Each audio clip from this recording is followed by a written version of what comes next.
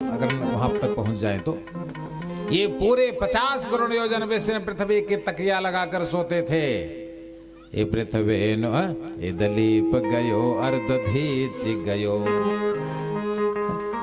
पृथ्वी नु गयो जिनको जग जाना। ऐसा संसार का कौन व्यक्ति है जो पृथ्वी को नहीं जानता।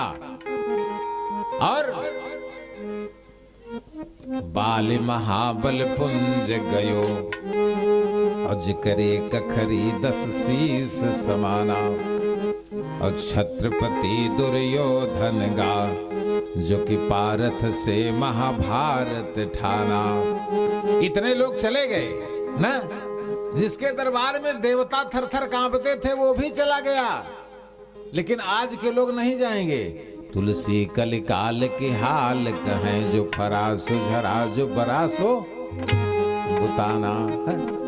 इस प्रकार से सज्जनाओ, संसार में 10वें अवतार के रूप में महाराज सत्यव्रत के यहाँ इक्ष्वाक कुल में मत्स्य अवतार धारण किया, और मत्स्य अवतार धारण करके बता दिया आज के 7वें दिन प्रलय होगी, और तुम 7 मनु 14 मनु और सप्तर्षि मेरी सींग में नाव बांध करके और तुम लोग एकत्र होकर बैठ जाना, मैं पूरे प्रलय का दर्शन कराऊंगा।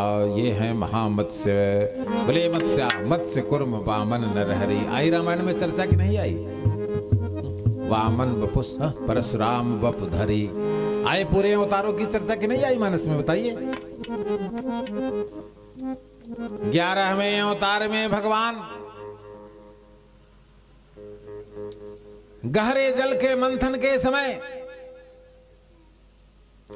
सभी देवताओं की पूजा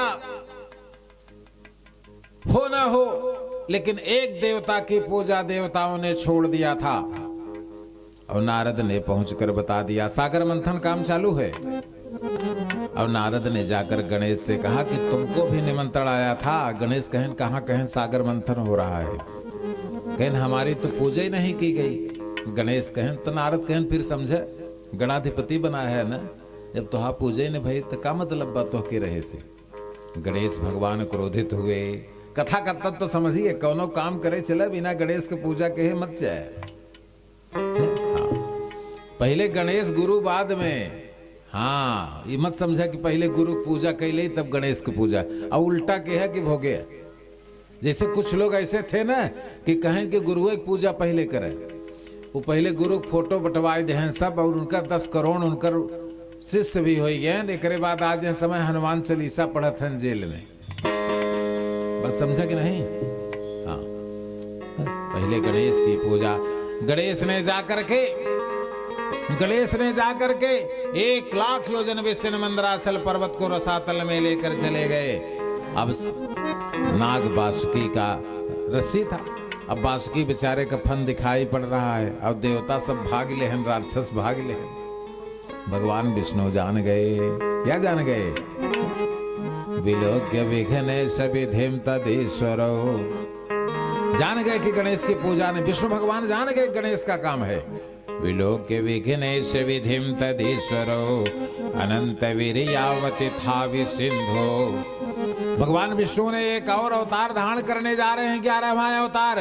कृत्वा वपुः कच्छप मद्भुतम महा, 1 लाख योजन विश्व ने कछुए का रूप धारण किया।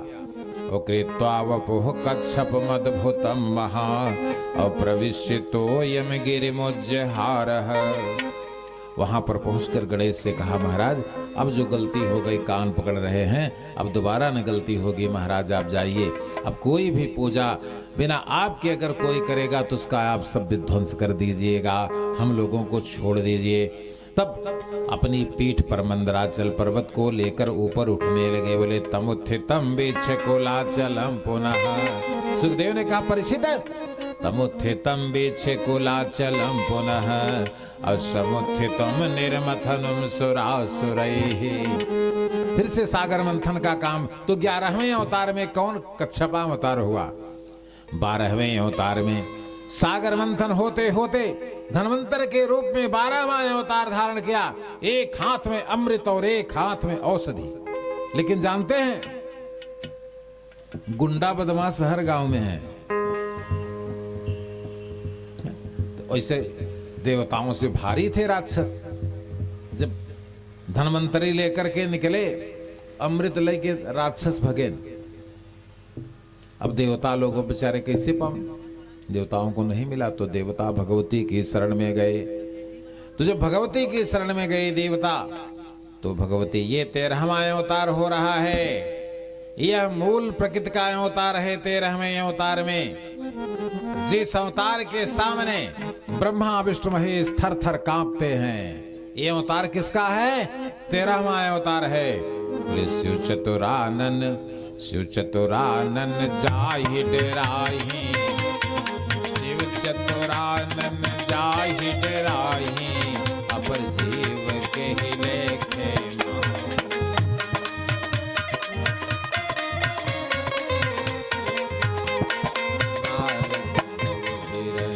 सनकादि जे मुनिवर यति आत्मवादी। 13वें अवतार में मोहिनी के रूप में अवतार धारण करके जगतवंद जगदम्बा ने देवताओं को अमृत पिलाने का काम प्रारंभ किया। लेकिन राक्षस कम नहीं थे, उन्होंने अपना एक राजदूत नियुक्त कर दिया था। राहु देवता का रूप धारण करके किनारे वाली पंक्ति में बैठा था, लेकिन भगवती के लिए तो सब बराबर हैं, इसलिए पहले राहु को अमृत पिला दिया। देवताओं को पिला। सूर्य चंद्रमा ने भगवान विष्णु को बताया कि ये राहु है, सुदर्शन चक्र से राहु का सिर काट लिया। पर राहु ने कहा, महाराज अब हम अजर अमर हो गए, अब नहीं मरने वाले, और सूर्य चंद्रमा तुम्हें तो नहीं छोड़ेंगे। शास्त्र प्रमाणिक है, ये अमावस्या और पूर्णिमा पर सूर्य और चंद्रमा का ग्रहण लगता है। इस प्रकार से 14वें अवतार में 5 वर्ष के बालक प्रहलाद के विश्वास की रक्षा करने के लिए आज हम पूजा तो करते हैं, लेकिन ईश्वर पर हमें विश्वास नहीं। लेकिन प्रहलाद ने, परसों आप कथा में सुनेंगे, 5 वर्ष के बालक प्रहलाद ने अपने पिता से कहा कि पिताजी, यत्र तत्र सर्वत्र, सभी जगह मेरे नारायण विद्यमान है, आप कहीं भी चेक करके देख कर लीजिए। जब हिरण्याकश्यप ने कहा खंभे में भी तुम्हारे नारायण है, कहा हाँ बिल्कुल, अगर हम आप होते तो हो सकता है निकले ना निकले। बोले बिन विश्वास न हरि कथा, तेहि बिनु मोहन भाग, अमोह गए बिनु राम पद, होतन दृढ़ अनुराग। बस समझ गए कि नहीं समझ गए? प्रहलाद के मुंह से निकला, हिरण्याकश्यप ने जैसे ही नीलमणि के स्तंभ में टक्कर मारा, वैसे ही मीमांस मानस्य समुत्थितो घृतौ, नृसिंह रूपस्तदलं भयानकम्, अबलि प्रतप्त श्यामे करकंडलोचनम, असुर सटाकेसर जिम्बिताननम, बलि कराल दृष्टम करवाल चंचलम, क्षुरांत जिह्वा भ्रिकुटी मुखोल्बणम, और सब धर्ध कर्णः गिरिकंदराद्भुतम, अव्याप्ता सेनासाद हनुभेद भीषणम। बोल लक्ष्मी नृसिंह भगवान के। 15वें अवतार में ऐसा अवतार भगवान का हो रहा है, सारे संसार को वरदान और दान देते हैं, लेकिन ऐसी आवश्यकता पड़ गई कि स्वयं भीख मांगने जा रहे हैं। इस समय आर्यावर्त में एक ऐसा राजा हुआ जिसने अपनी तपस्या और दान के बल पर स्वयं भगवान की श्रेणी को प्राप्त कर लिया।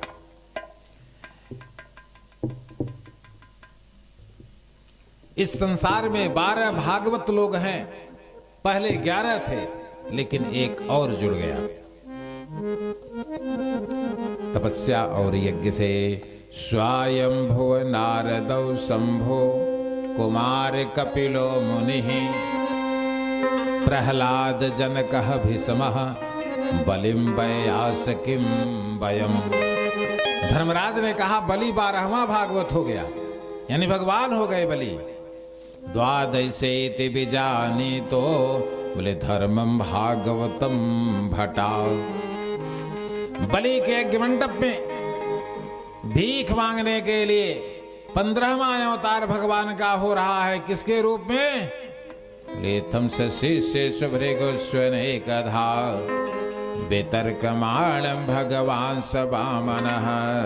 बोले सछत्र दंडम सजलुम कमंडलुम अप्रविश्य विप्रहय मेध मंडपम। और भी जान लीजिए, भगवान मांगने के लिए जिसके घर गए हैं ना, वो भगवान को सब कुछ दे सकता है, तब गए हैं। अब आएंगे तो ब्राह्मण का रूप बना करना। अगर किसी घर भगवान ब्राह्मण बनकर आ जाएं, अब कह दें कि यह एक कमरा हमारे नाम से लिख दे, देखा बहन, चाय वो पियाए के बाद फिर उनसे बात न करिए।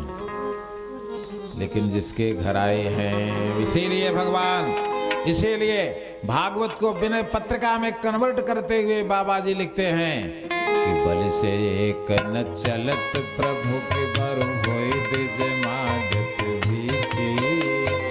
विश्वम्भर त्रिभुवन पति श्रीपति वेद विदित जैनी के।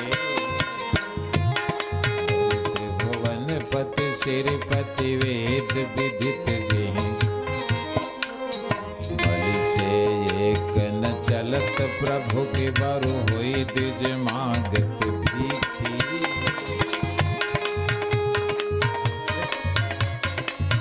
और बलि को भी देखिए, बलि ने कहा महाराज इस संसार में मेरे 14 लोक हैं, इनमें से जो आपको अच्छा लगे। कोई है ऐसा कर सकता है कि इतना हम 3 तल्ले का मकान बनाए हैं प्रभु, 1 तल्ला आप ले जाइए? नहीं कर सकता ना। लेकिन बलि ने कहा कि यद यद बटो, प्रभु जो आपको 14 लोक में जो लोक आपको अच्छा लगे। बलि ने कहा यद यद बटो। अब बोले वांछति तत् प्रति इच्छति। ब्राह्मण कुमार इसमें से जो भी आपको अच्छा लगे आप उसे ले लें, अथवा 14 ले जाइए। यद यद बटो। अब बोले वांछति तत् प्रति इच्छति। अब त्वामर्थिनम विप्रसुतानुत्तर्कये। कहा प्रभु विचार और तर्क आप कर लीजिए, आपको क्या लेना है। बोले आर्यावर्त में जितना हमारा सोना चांदी हीरा जवाहरात प्रभु सब आपको दान दे रहे हैं। जितनी गाय हैं सब आपको दान दे रहे हैं। गाम कांचनद गुड़वद मिष्ट धामम। और बलि ने कहा अन्नम च पेयम। संसार में हमारी अभिरक्षा में जितने भी अन्न और पेय पदार्थ हैं प्रभु हम सब आपको दान दे रहे हैं। इतना ही नहीं, 35 करोड़ ब्राह्मणों के घरों में जो ब्राह्मण की कुमारी कन्याएं हैं उन्हें भी मैं आपको कन्यादान करने जा रहा हूं। बोले अन्नम च पेयम मुत विप्र कन्याम। अब समझ लीजिए कि 15वां अवतार उस अंतर्यामी परमात्मा का ऐसे अवसर पर हुआ जिस अवसर पर विरोचन पुत्र महाराज बलि 100वीं अश्वमेध यज्ञ कर रहे थे।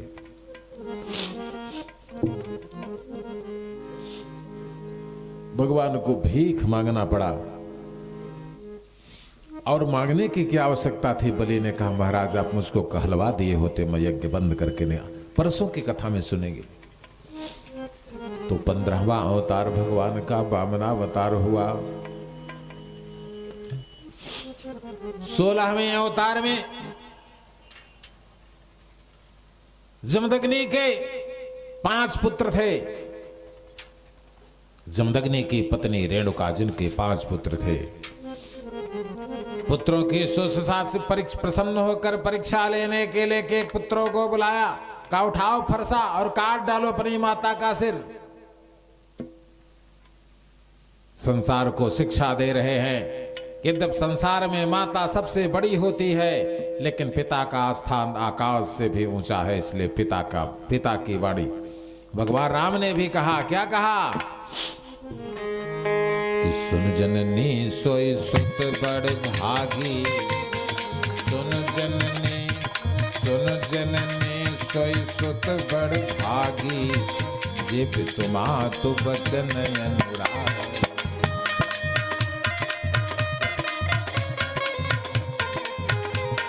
चारों लड़कों ने कहा तुम पागल हो गए हो। लेकिन जब महाबली परशुराम का नंबर आया, 16वां अवतार है, परशुराम ने उठाया फरसा और रेणुका का सिर धड़ से अलग कर दिया। जमदग्नि परम प्रसन्न हुए। जमदग्नि ने कहा पुत्र वरदान मांग लो। कहा पिताश्री मेरी माता जैसी थी वैसे ही हो जाए। जमदग्नि ने कहा मैं तो ये परीक्षा लेने के लिए, परशुराम तुम्हारा नाम इतिहास और पुराण में आज के बाद से अजर अमर हो जाएगा। बोले परशुराम पितुआ ग्यारा मारी मात लोक सब साक्षी।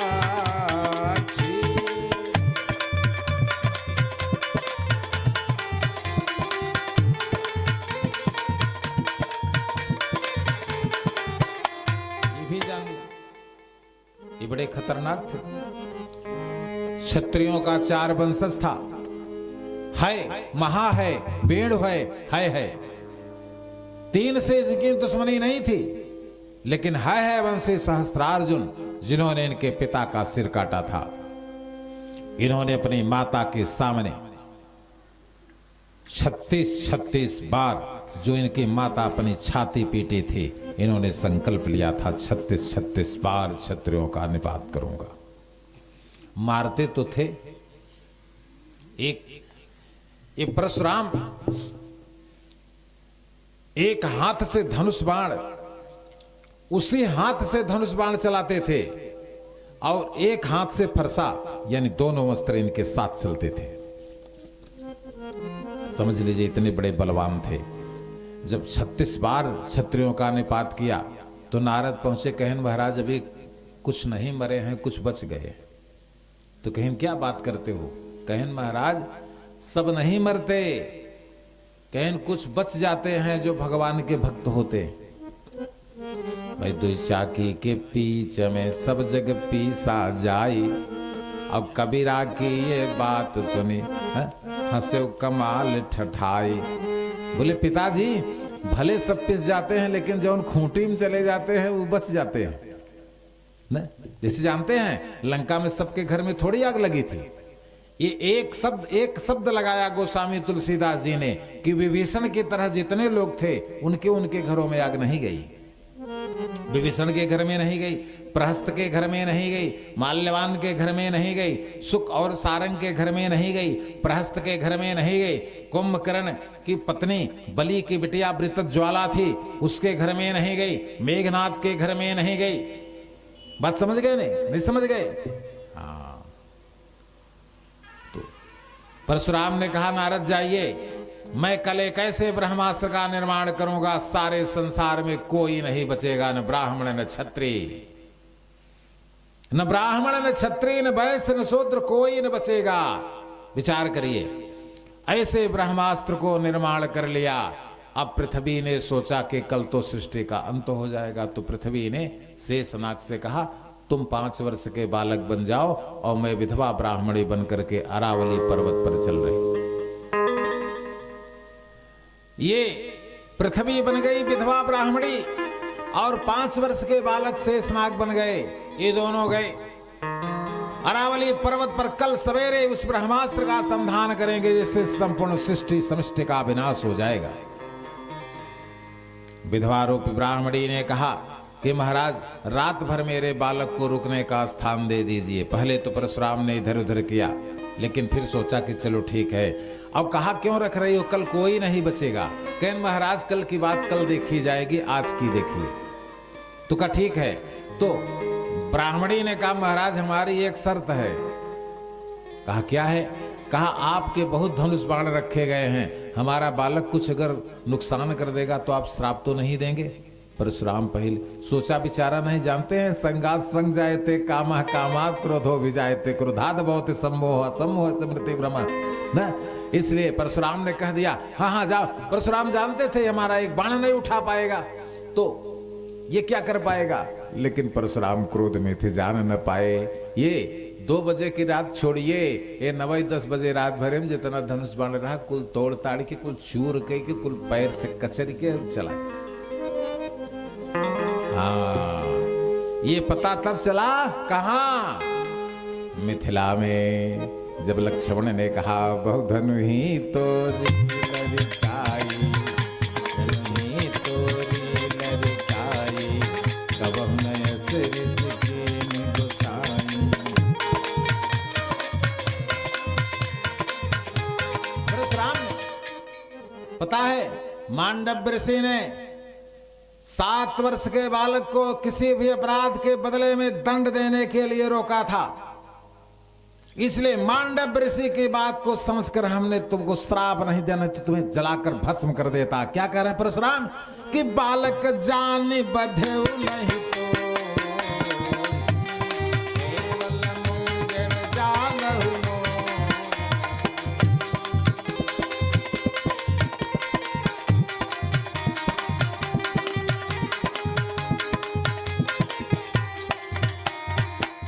एवं सप्तदशा जाता सत्यवत्या पराशरात्। सुखदेव जी ने कहा परिचित प्रकार से 17वें अवतार में सत्यवती, मत्स्यगंधा, योजनगंधा न और महर्षि पाराशर के तेज से व्यासाई विष्णु रूप आए। 17वें अवतार के रूप में नारायणम नमस्कृत्यम नरम चैवम नरोत्तमम देवी सरस्वती व्यासम ततो जय्यम उदीरेत। 18 महापुराण और महाभारत की रचना करने वाले वेद व्यास स्वयं विष्णु के रूप में प्रकट हुए। 17 अवतार सुन लिए ना, अब 18वां सुनिए। ये पूर्ण ब्रह्म का अवतार है। ये किसका अवतार है? पूर्ण ब्रह्म का अवतार है। बोले नवमी तिथि मधुमास पुनीता, शुक्ल पक्ष अभिजित हरि प्रीता।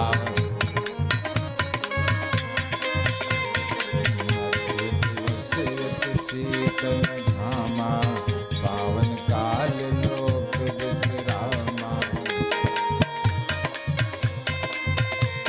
देखिए, पूर्ण ब्रह्म है। इस पूरे विश्व का इष्ट कौन है? अब जान लीजिए। एक जने माला में हाथ नाई के राधे राधे करत रहे, सुना? उसे काम का कौन मंत्र जपत है? कहें राधे राधे। हमका जब मरी जावे, जब लाश तोहार उठाई जाए, तब कौन मंत्र जपाए? कहें अरे हमको बताओ कौन जपाए? राधे राधे जपाए कि राम राम सत्य है? बोले इस संसार के पूरे विश्व का इष्ट देवता कौन है? चतुर्दश लोकों का ब्रह्मांड नहीं, बल्कि संसार के करोड़ों ब्रह्मांड के इष्ट देवता कौन है? बोले सो सुख धाम राम यश नाम, अखिल लोक दायक विश्राम।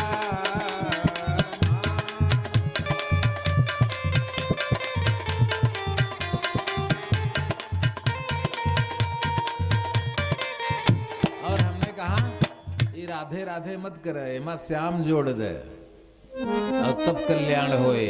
बात समझे कि नहीं समझे? पूरी भागवत शास्त्र की रचना हुई 18,000 श्लोकों में, एक बार राधा नहीं आई है। जान लीजिए, क्योंकि राधा वो शक्ति हैं जो दिखाई नहीं पड़ती। या देवी सर्वभूतेषु, जो हम खाते हैं उसका स्वाद हम जान सकते हैं, लेता है कौन?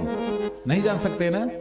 जो हम श्रवण करते हैं बात, उसको जो बुद्धि में लेकर जाता है, समझाता है, वो कौन है? जो हमारी अंगुलियां चलती हैं, स्पर्श की शक्ति है, ये क्या है? या देवी सर्वभूतेषु चैतन्यते विधेयते, नमस्तस्यै नमस्तस्यै नमस्तस्यै नमो नमः। ये बाईं तरफ है, इसको सीता और राधा कहते हैं, और दाहिनी तरफ है राम अथवा कृष्ण। बोल भक्तवत्सल भगवान की जय। इसलिए बाईं तरफ हार्ट होता है। चेतनात्मक शक्ति कभी आज तक न डॉक्टर देख पाए, न कोई विज्ञान देख पाया। बात समझ गए? आंखों से दृश्य करने का, जो आंखों से देख रहे हैं, लेकिन देखकर उसे चित्त में ले जाने का काम कौन करता है? चेतना। ये चेतना। नहीं तो ऐसे आंख से देखते रहिए, कुछ समझे में नहीं आएगा कौन है। आंख खुली है लेकिन आप किसी को पहचान नहीं सकते अगर चेतना नहीं रहेगी तो ना। इसलिए ये राम है। ये नवमी के दिन मंगलवार को जन्म ले रहे हैं और आर्ष रामचरितमानस महर्षि वाल्मीकि के भी प्रथम बाल कांड के सर्ग में 18वें अध्याय के 9वें श्लोक में भी वहां अवतार ले रहे हैं। वहां भी 9 की संख्या है। ग्रहेषु कर्कटे लग्ने वाग्पता बिंदुना सह सद्यो जात जगन्नाथ सर्वलोकम नमस्कृतः। दिख रहे हैं ना, इसीलिए 9 के आगे संख्या नहीं है। इसीलिए कौन है? ये पूर्ण ब्रह्म है। ये तो अवतार लेते हैं कृष्ण के रूप में। बोले जब जदुवंश कृष्ण अवतारा, हरण महामहि भारा। 19वें अवतार में कृष्ण के रूप में, 20वें अवतार में बलराम, 21वें में हंस, 22वें में है ग्रीव, 23वें में बुद्ध। यही बुद्ध नहीं, यही गया वाले, यही गौतम बुद्ध वाले बुद्ध नहीं, नमो बुद्धाय ना। हाँ, ये बुद्ध त्रिपुरासुर को आज से 15 अरब वर्ष पूर्व त्रिपुरासुर को शिव भक्ति से हटाने के लिए जिह निंदित निंदित भयो भयो बुद्ध अवतार। यही बुद्ध नहीं, बोल यशोधरा वाले, बोल तत्सल भगवान की जय। इस प्रकार से 24 अवतार, 24वां अवतार उड़ीसा के संभलपुर गांव में, उड़ीसा के संभलपुर में 5 वर्ष की कुंवारी कन्या के करतली से भगवान कल्की का अवतार होता है। पुराणों में तो स्कंद महापुराण के केदार खंड में ये बात भी आती है कि उत्तर प्रदेश में भी जो संभल जिला है, जहां पर अभी आप लोग सुन रहे हैं कि वहां पर औरंगजेब ने हरिहर मंदिर को तुड़वाकर और वहां पर एक जामा मस्जिद का निर्माण करा दिया। ऐसे भारतवर्ष में कुल 16,000 मंदिर तोड़े गए हैं और सभी मंदिरों पर क्या बना हुआ है? मस्जिद बनी हुई। अब कोई कुछ कर तो नहीं सकता भाई। एक बार हम लोग जेल गए, मारे गए, पकड़े गए, भला कौनो ढंग से राम जन्मभूमि के भगवान राम को उद्धार हुई। अब तो बड़ा रावण है, 1-2 रावण नहीं, कई और रावण हैं, उनसे संघर्ष लेना बहुत गंभीर विषय है ना। अब धीरे धीरे देखिए क्या होता है ना। तो इस प्रकार से 24 अवतारों की कथा सुनकर के आपने भागवत का एक प्रकार से सिंहावलोकन कर लिया और कहा परीक्षित अब तुम्हें तुम्हारी कथा सुनाते। उत्तरा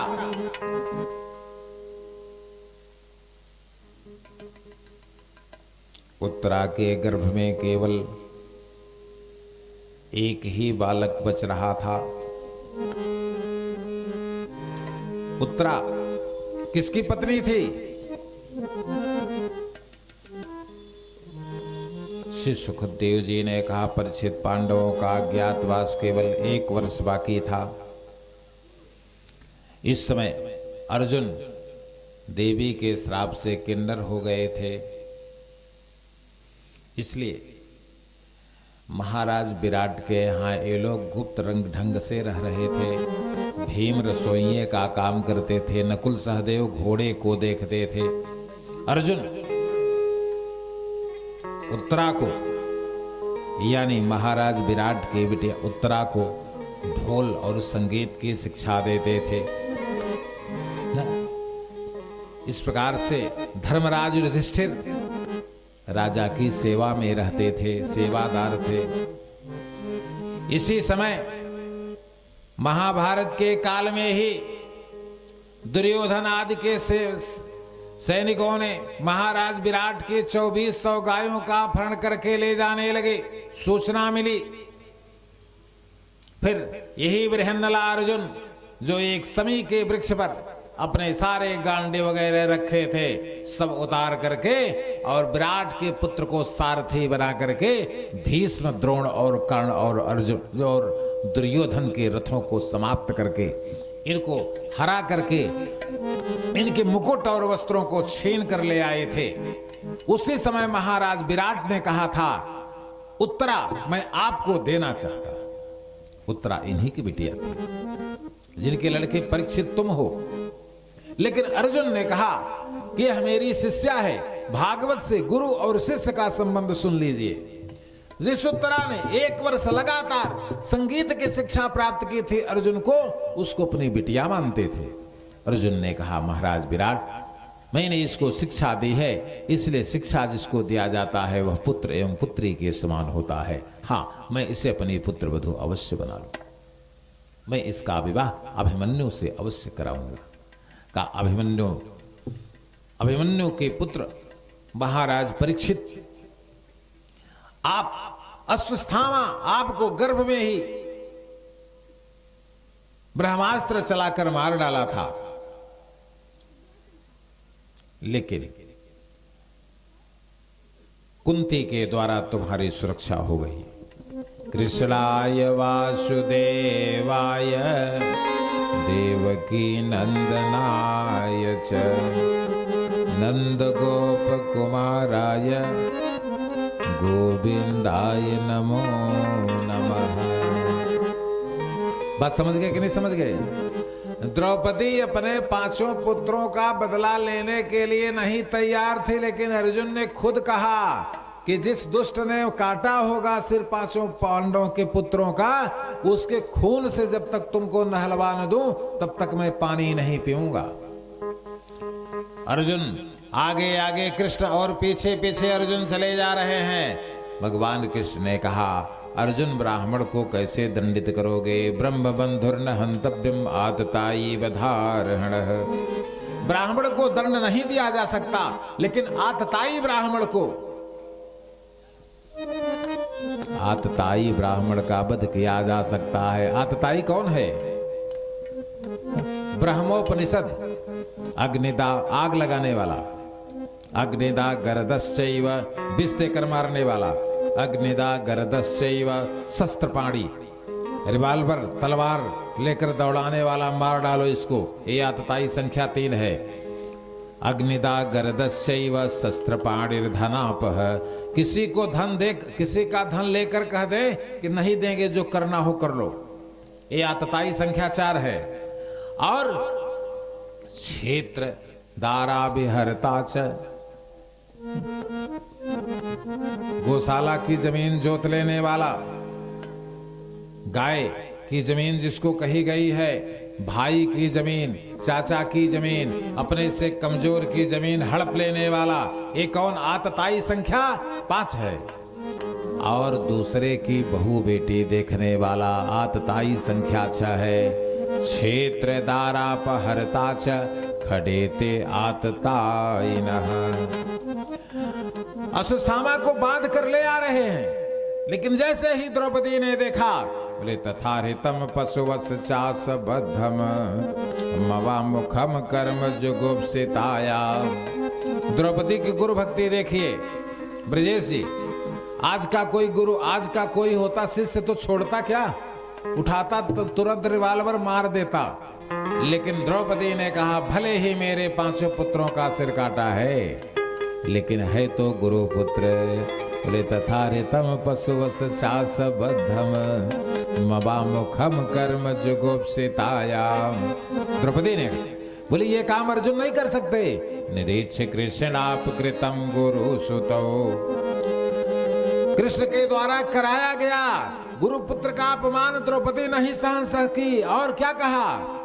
निरीक्ष कृष्णापकृतम गुरु सुतो वाम स्वभावा कृपया नाम सह उवाच चासहन्तस्य बंधना नयनम सती मुच्यताम से स ब्राह्मणा नितरम गुरु। ब्राह्मण को दंडित नहीं करना चाहिए, इतना कह करके अश्वत्थामा को खोल दिया। लेकिन जानते हैं, सांप या तो मार दे है, अब अगर एक लाठी लग गया और सांप चला गया तो फिर बचत रहे। रिपुरुज पावक पाप प्रभु। एक जने के घरे में सांप गिर रहा, सुन ले, और वो हाथ जोड़त रहे, हे शंकर जी निकल जा। तो तुलसीदास जी पहुंच गए, कहे न अगर ये शंकर जी हैं तो तू के है? कहे इनका स्थान घर में नहीं है, अगर आए हैं तिन्हें रिपुरुज, रिपु माने शत्रु को, न रुज माने रोग को, पावक माने आग को, और सांप के बच्चे को। रिपुरुज पावक पाप प्रभु अहिन गनीय इन छोट करी। बात समझ गया कि नहीं? हाँ, छोटे शत्रु के मत समझे कि हमारे कुछ न कही पाए, अगर दांव पाए इसकी लइए। रोग के छोटा सोच के मत खत्म कर दे है, नहीं तो ये जब बढ़ा तब बहुत बड़े अस्पताल में जावे। अब आग दूब में लगी है तो मत समझिएगा कभी बुझ जाएगी, ये पूरा नगर जला सकती है। और सांप छोटा ही है, और पाप छोटा है तो कर प्रायश्चित के लिए है, यह बड़ाई भलाई है, नहीं तो ये बढ़ेगा तो फिर बहुत बड़ा हो जाएगा। और सांप बोल भक्तोत्सल भगवान की जय। बस समझ गए शास्त्रों से क्या ज्ञान प्राप्त हुआ कि द्रौपदी की गुरु भक्ति से तो अश्वस्थामा बचा, लेकिन उसी स्कूल में पढ़ता था जिसमें अर्जुन पढ़ते थे। इस यद्यपि जग दारुण दुख नाना, सबसे कठिन जाति अवमाना।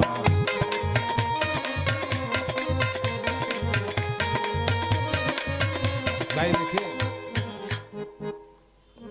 स्त्री पुरुष की एक जाति होती है, स्टूडेंट की एक जाति होती है, अधिवक्ता की एक जाति होती है, पंडितों की एक जाति होती है न अब इसी प्रकार से अगर अपने जाति के अंदर बैठकर अगर अपमान हो गया है तो फिर वो व्यक्ति वहां पर कैसे जाएगा? अश्वस्थामा ने अपमान का बदला लेने के लिए, परीक्षित तुम उस समय गर्भ में थे उत्तरा के, वहीं पर ब्रह्मास्त्र संधान कर दिया, लेकिन कुंती जैसी माता तुम्हारे घर में थी। अगर किसी के घर में संकट आने की पूर्व सूचना हो जाए और परिवार का कोई व्यक्ति अथवा परिवार के लोग अगर जोर जोर से भगवान का नाम लेने लगे, संकट भाग जाएगा। बोली जपै नाम जन आरत भारी, मिटाई को संकट हो ही सुखारी।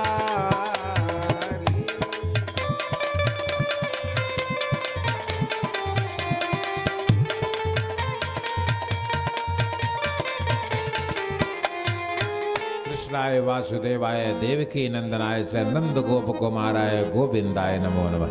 भगवान कृष्ण ने पहुंचकर तुम मरे हुए परीक्षित, तुम्हारे अंदर जीव पैदा करके तुम स्वयं भगवान हो। और तुम जब तुम्हारा जन्म हुआ तो विद्वानों ने कहा राजा तो इक्ष्वाक की तरह होगा, आदर्श और मर्यादा श्री राम की तरह पालन करेगा, लेकिन तक्षकात दंस्यो मृत्यु, इसकी मृत्यु तक्षक के काटने से होगी। तुम्हें इतना तो पता था ना, फिर तुमने वो काम क्यों किया?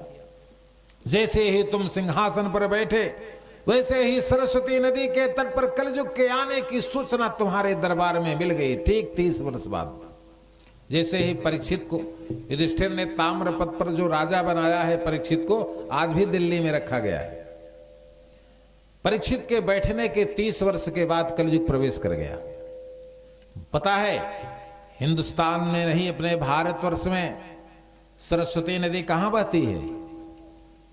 ब्रजेश जी, मैंने आपके कथा में बताया था, सरस्वती नदी कहां बहती है? ब्रह्म नद्याम सरस्वत्याम आश्रम पश्चिमे तटे सम्याप्रास इति प्रोक्तः ऋषीणाम शत्रदर्शनः। बद्री नारायण धाम से 31 किलोमीटर उत्तर की तरफ सरस्वती नदी 7 धाराओं से बहती है।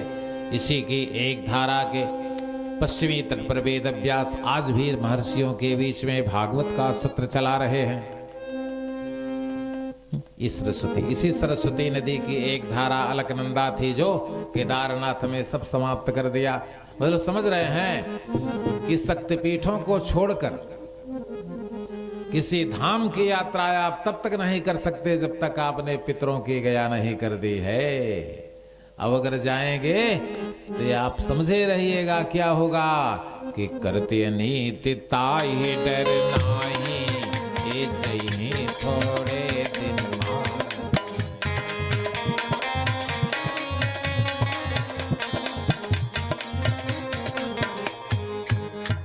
कलयुग एक गाय और बैल के जोड़े को, बैल के 3 पैर टूट चुके थे और एक गाय को एक जुए में जोखर कर पीट रहा था। महाराज परीक्षित को पृथ्वी और धर्म, ये गाय और बैल हैं, इनका संवाद उनके कानों तक चला गया।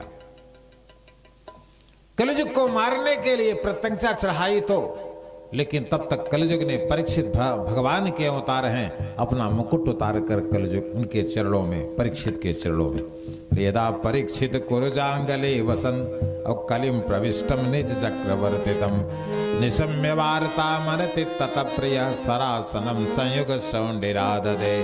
लेकिन जानते हैं, शरण में आए हुए व्यक्ति को, बात समझ गए, अगर शरण में आ गया है तो उसको दंडित, शरणागत कह जे तजहि निजे न हित अनुमानी और ते नर पावर पाप में तिन्हि विलोकत हानि। कलयुग को अभय कर दिया और कहा कल दरबार में आओ, कल वार्ता करते हैं। कलयुग के जाने पर कलयुग को 4 स्थान प्रदान किया दिनेश जी। पहला स्थान प्रदान किया कि द्योत, यानी जहां जुआ हो रही हो, जिस घर के लोग जुआ में संलग्न हो और सातल में चला जाएगा। नहीं, इतने लोग कथा सुन रहे, बताइए जुआ खेलने वाला अगर कभी बढ़ा हो तो। द्यूत कहा, दूसरा द्यूत का शाब्दिक अर्थ झूठ भी है, ये भी समझ लीजिए। दूसरा स्थान दिया मद्य। मद्य का अर्थ है मदिरा। मदिरा पान करने वाले वे लोग अगर कभी जीवन में आकाश स्पर्श कर पाए हो तो बताइए, बल्कि घर पर बुलडोजर चल गया, इस समय वो भी जेल में हनुमान चालीसा पढ़ रहे हैं। मदिरा पान करने में खूब इसकी पक रही थी ना। मद्य, कलयुग, मद्य का मतलब अहंकार है, शाब्दिक अर्थ द्योत मद्य। पर स्त्री संग, सुंदरकांड पढ़ने वाले ज्यादा लोग हैं ना, सुंदरकांड बहुत लोग पाठ करते हैं, लेकिन सुंदरकांड पढ़ने के बाद निकल कर अगर किसी की बहू बेटी देख रहे हैं तो हनुमान जी कहेंगे नहीं, कह रहे हैं कि चलिए किसी दिन सड़क पर से लाश बोरे में आई नहीं तो मैं हनुमान जी नहीं। क्योंकि ये सुंदरकांड देखिए, जौआपन चाहु कल्याणा सुय सुमति शुभ गति सुखना सुपर नारी लीलार गोसाई तजो चौथ के चंद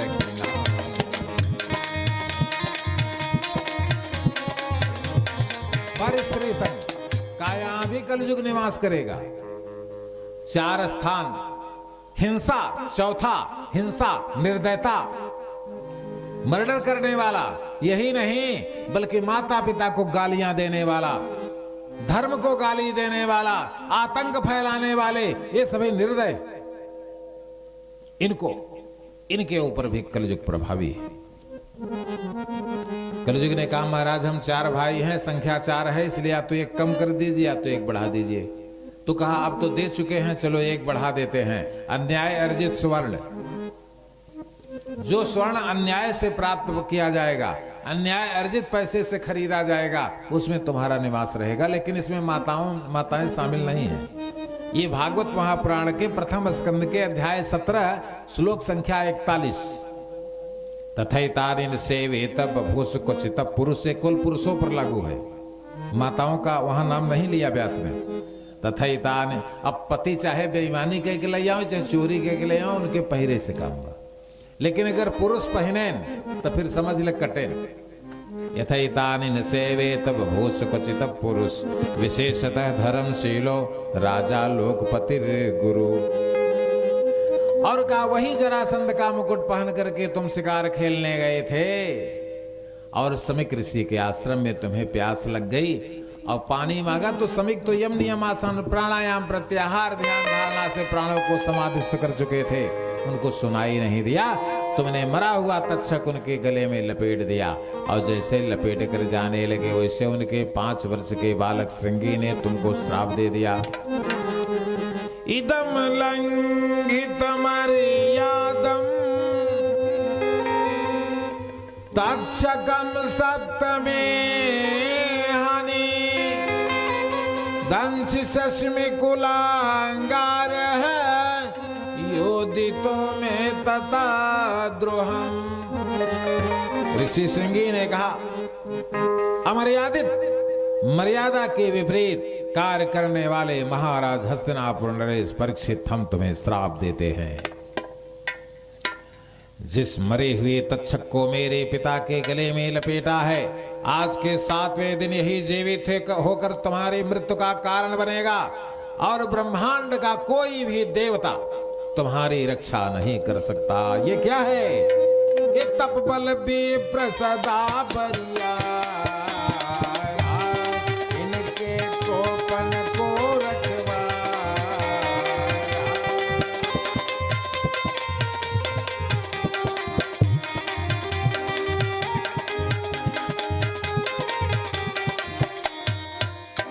इस प्रकार से परीक्षित की कथा आपको बताई गई।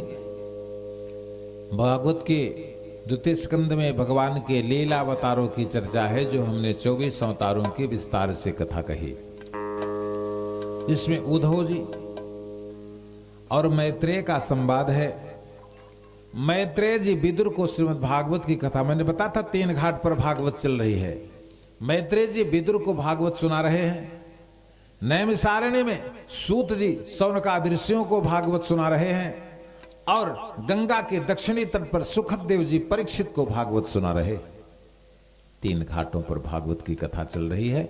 तृतीय स्कंद में कल आप ब्रह्मा की व्यापक सृष्टि, ब्रह्मा के 10 पुत्र मरीचिर अत्रंगिरिशो पुलस्त पुलह क्रतु भृगु वशिष्ठ दक्ष दशमस्तत्र नारद, और इन 10 पुत्रों में अंगूठे से दक्ष और छाया से करदम प्रजापति, जिनको मैंने अभी आपको बताया कपिल का अवतार, जिनको कपिल का अवतार होगा, जिनकी माता देवहूति 10,000 वर्ष की हैं, लेकिन अभी तक उनको कोई गुरु नहीं मिला।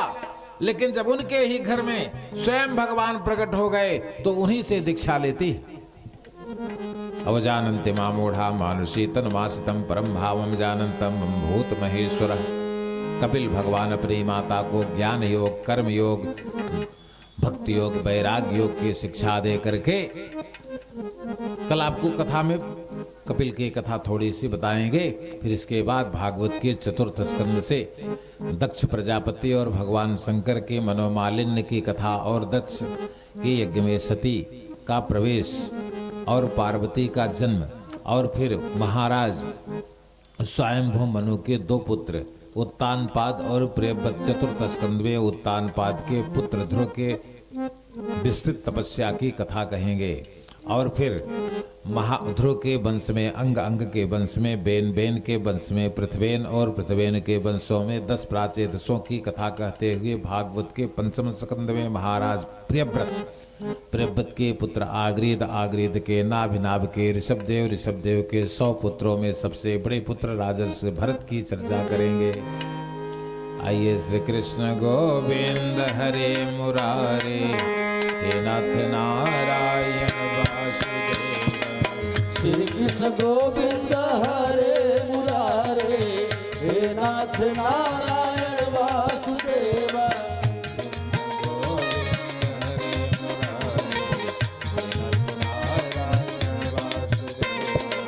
श्री कृष्ण गोविंद हरे मुरारे, हे नाथ नारायण वासुदेव।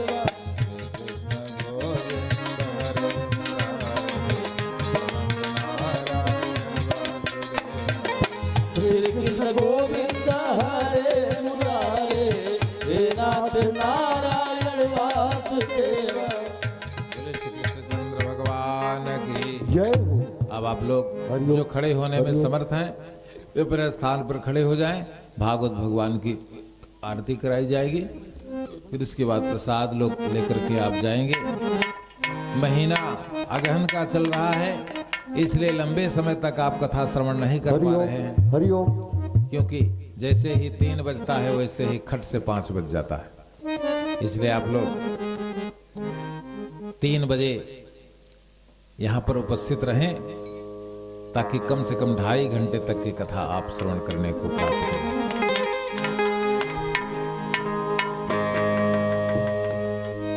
जय श्री राधेश्याम, जय श्री राधेश्याम। हरि ओम, हरि ओम। श्री भागवते भगवान की है आरती, पापियों को पाप से है तारती।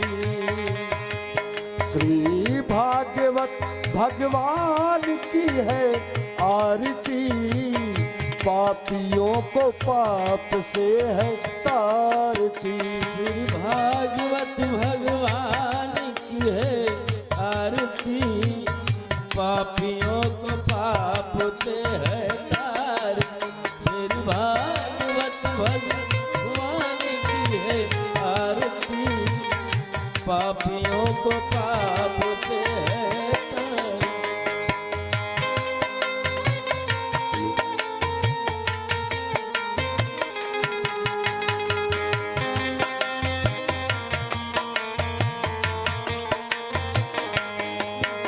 ये अमर ग्रंथ, ये मुक्ति पंथ, ये पंचम वेद निराला, नव ज्योति जलाने वाला।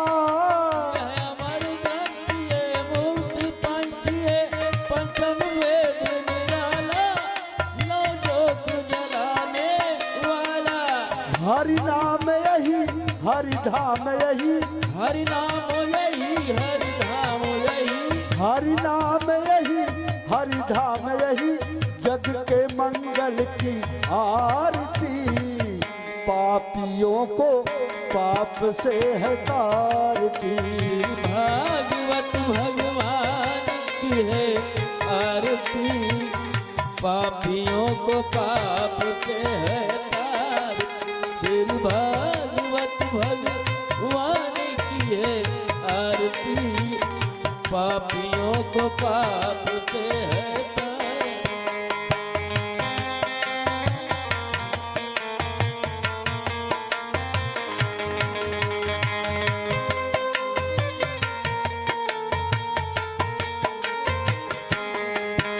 ये शांति गीत पावन पुनीत, पापों को मिटाने वाला, हरि दर्श कराने वाला। यह शांति गीत पावन पुनीत, पापों को मिटाने वाला, हर दर्श कराने वाला। ये सुख करनी, ये दुख हरनी, यह सुख करनी, ये दुख हरनी। ये सुख करनी, ये दुख हरनी, श्री मधुसूदन की आरती, पापियों को पाप से है तारती। भागवत भगवान की है आरती, पापियों को पाप से है तारती। श्री भागवत भगवान की है आरती, पापियों को पाप से है तारती।